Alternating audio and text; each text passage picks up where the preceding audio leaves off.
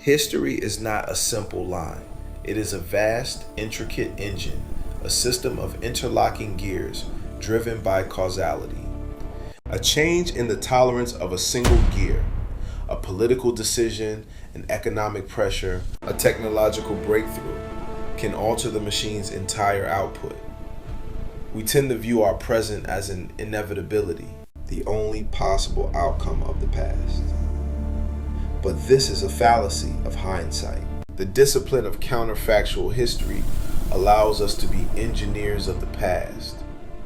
We isolate a single component, a single moment of divergence, and calculate the cascading consequences. By asking what if, we do not seek to escape our reality, but to understand its construction more profoundly. Tonight, we recalibrate the machine of the 15th century. We will examine a moment when the world stood upon a fulcrum, capable of tilting not west to east, but east to west. In our timeline, the great engine of global change was a European one, powered by caravels, conquistadors, and the pursuit of gold and glory. But what if a different, far larger engine had engaged first? What if the colossal treasure fleets of the Ming dynasty, the most advanced naval power on Earth, had not turned inward, but had continued outward, across the vast emptiness of the Pacific? We will deconstruct the timeline that wasn't to better understand the one that is. To comprehend the sheer scale of this possibility, we must first establish the technical foundation of the era. This is not fantasy. It is an analysis of existing capabilities. The primary instrument of Ming maritime power was the baochuan, or treasure ship. These were floating fortresses, leviathans of the sea. Historical records suggest they were over 120 meters long, displacing thousands of tons. To put this into perspective, Christopher Columbus's flagship, the Santa Maria, was a mere 19 meters long. A Ming treasure ship could have likely carried the entire crew of Columbus's 3-ship expedition in a fraction of its cargo hold. These vessels were not crude transports.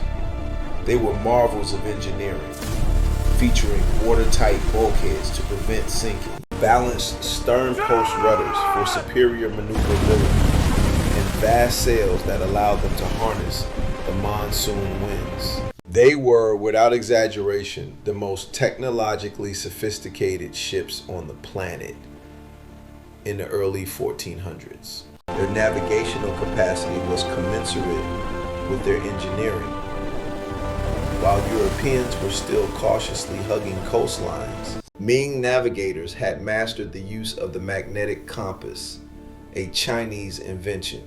They possessed detailed star charts and rudders, intricate maritime maps that guided them across the Indian Ocean. A trans-Pacific voyage, while daunting, was not technically impossible. By following the Kuroshio Current, a powerful North Pacific current analogous to the Atlantic's Gulf Stream, a fleet could have island hopped across the Aleutians or made a direct crossing to the coast of North America. This would have been a monumental undertaking, but it lay within the demonstrated capabilities of their technology. Upon arrival, the Ming military would have possessed a decisive asymmetrical advantage. Their armies were professional, disciplined forces equipped with technologies centuries ahead of those in the Americas. They wielded steel swords, powerful crossbows that could penetrate Mesoamerican armor, and, most critically, gunpowder. While their early firearms, hand cannons, small bombards, and fire lances were primitive by later standards, their psychological and physical impact on armies equipped with obsidian-edged clubs and cotton armor would have been overwhelming. The strategic objective, however, would have been fundamentally different from the European model that followed. The Ming did not operate on a principle of terra nullius, empty land for the taking. Their worldview was intrinsically Sinocentric. All nations existed in a hierarchy, with the Chinese emperor, the Son of Heaven, at the apex. The goal, therefore, would not have been immediate conquest and settlement. It would have been to awe the local leadership into submission and incorporate them into the tributary system. They would seek to establish coastal garrisons, extract tribute, and demonstrate the universal reach of the emperor, thereby validating his mandate from heaven. Paradoxically, this grand ambition was constrained by a powerful internal friction. The Confucian bureaucracy, which viewed these voyages as an extravagant and dangerous drain on the agrarian state's treasury, a classic case of potential logistical overreach. History pivots on the smallest of points. For the Ming treasure fleet, that point was the year 1424. The political engine of maritime exploration was the Yongle Emperor, a man of immense ambition who sought to project Chinese power across the known world. It was his will, and his alone, that galvanized the state to fund Jing He's colossal expeditions. When he died, the political gear disengaged. His successors, the Hongxi and Xuande emperors, were scholars, heavily influenced by the fiscally conservative Mandarin class. They saw the fleet as a folly. The voyages were halted. The Haijin or sea bans were enforced. And in an act of profound historical consequence, the official navigational charts for the treasure fleets were systematically destroyed. Our divergence point, our counterfactual switch is this. What if the Yongle Emperor had lived just one more decade? Or what if the Hongxi Emperor had inherited his father's expansionist vision? With the sustained political will from the throne, the initial discovery of the Americas in the 1420s would have been met not with abandonment, but with reinforcement. Let us now engage the engine of speculation, moving through three distinct phases of consequence. The immediate fallout. The first decade from roughly 1425 to 1435. A Ming fleet, perhaps a dozen Baotran, and their support vessels, makes landfall on the coast of what we call Mexico. The sight alone would have been an apocalyptic spectacle for the local peoples. Ships larger than any structure they had ever seen, disgorging hundreds of soldiers in iron armor. The Ming approach, dictated by the principles of the tributary system, would have been methodical. They would not have immediately marched inland. Instead, they would have established a fortified coastal outpost, a defensible port to serve as a logistical base and a symbol of their power. Emissaries, accompanied by a formidable military escort, would be sent to the dominant regional power, the Triple Alliance, better known as the Aztec Empire. The message would be one of cosmic politics, not simple conquest. The Ming would present themselves as envoys from the quote-unquote Middle Kingdom, quote, the center of the world, demanding that the Aztec rulers acknowledge the supremacy of the Son of Heaven. This demand would be accompanied by gifts of silk and porcelain, and a demonstration of their terrifying gunpowder weapons. The Aztec leadership, likely under Emperor Itzcoatl, would have been faced with an unprecedented strategic dilemma. Their entire worldview was predicated on their own military and religious supremacy. They might have attempted a military response, but a single volley from Ming hand cannons against elite Jaguar warriors would have brutally underscored the technological chasm. The probable outcome would be a grudging, pragmatic submission. The Aztecs would agree to offer tribute, gold, turquoise, exotic feathers, and crucially, agricultural products like maize to these strange and powerful beings, buying time to understand the nature of this new threat. The first fragile Sino-American exchange would begin, but the project's immense cost would already be a source of fierce debate back in the imperial court at Nanjing. Systemic shifts. The next century, from 1435 to 1535. For the Ming colony to survive, it must transcend being a mere symbol of imperial vanity. It needs to become profitable. The initial tribute of maize and turquoise would never justify the catastrophic expense of a trans-Pacific supply chain. Here, our speculation requires a catalyst: the early discovery of the America's greatest treasure. Let us posit that Ming reconnaissance parties, pushing inland, discover the colossal silver deposits of Zacatecas or Potosi, a century before the Spanish in our timeline. This discovery would change everything. It would be the economic fuel that could sustain the entire colonial engine. Silver would not just pay for the voyages, it would pour into the Ming treasury, monetizing an economy, then struggling with unreliable paper currency. The project would be galvanized. The arguments of the Confucian bureaucracy would be silenced by mountains of silver bullion. This precipitates a new global order. A permanent trans-Pacific trade route, a silver fleet, is established, predating the Spanish Manila galleons by over a century. Chinese porcelain, silk, and manufactured goods would flow east, transforming the material culture of Mesoamerica.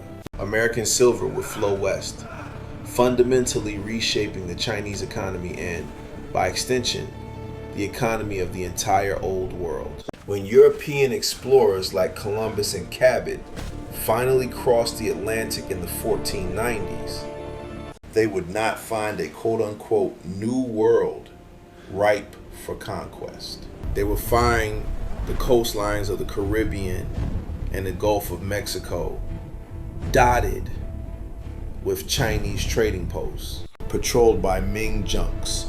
They would be latecomers, minor players petitioning local Ming governors for trading rights. History's great colonial chapter would have been written in Mandarin, not Spanish or Portuguese. This sustained logistical challenge would also spur innovation. The Ming would have to perfect their shipbuilding, develop more resilient supply chains, and perhaps even establish a mid-Pacific colony in the Hawaiian Islands, discovered en route as a vital resupply depot. Phase 3, the human cost and societal evolution. This new world would not be a utopia. The most devastating weapon of the old world was not gunpowder, but germs. Smallpox, measles, and influenza would still have arrived in the Americas. The demographic collapse of the indigenous population would still have occurred. It would have been a tragedy of immense proportions. However, the nature of the Ming colonial model might have mitigated the catastrophe, if only slightly. With a strategy focused on coastal garrisons and a tributary system, rather than the Spanish encomienda system of mass forced labor and vast inland settlement. The rate of disease transmission could have been slower. The societal disruption, while still immense, might have been less total. A new syncretic civilization would begin to form. Imagine Aztec nobles in Mexico sending their sons to be educated in Nanjing, learning Confucian classics alongside their own traditions. Imagine Buddhist and Taoist temples being constructed near the Great Pyramids of Teotihuacan, their philosophies slowly blending with indigenous cosmology. The Ming were historically far more concerned with ritual submission than with the forced conversion of their subjects' inner beliefs. This could have fostered a hybrid Sino-Mesoamerican culture, profoundly different from the Catholic-dominated Latin America of our timeline. Yet, exploitation would persist. The silver mines will require a massive labor force. The Ming state, with its long history of organizing vast public works, would likely have implemented a brutal system of corvée labor, drafting indigenous workers for fixed periods. It would have been a different system of oppression, systematic and bureaucratic rather than feudal, but oppressive nonetheless. The human cost of extracting that silver would have remained staggeringly high. What then does this hypothetical world reveal about our own? This exercise in counterfactual history underscores a critical lesson. The European age of discovery was not a historical inevitability. It was the specific output of a specific European cultural and economic system driven by fierce interstate competition, mercantilist ambition, and religious zeal. Had the political will in 15th century China been different, the entire vector of globalization would have been reversed. The world's center of gravity could have remained in the East. Furthermore, this scenario illuminates the fundamental mechanics of empire. It shows us two distinct operating models. The Ming tributary system, based on hierarchical incorporation and the extraction of wealth through tribute, versus the European colonial system, based on direct conquest, settlement, and resource exploitation. Yet it also reveals universal constants. Technological asymmetry, be it gunpowder or naval engineering, is the primary tool of imperial projection. Economic incentive, be it silver or spices, is the fuel that sustains it.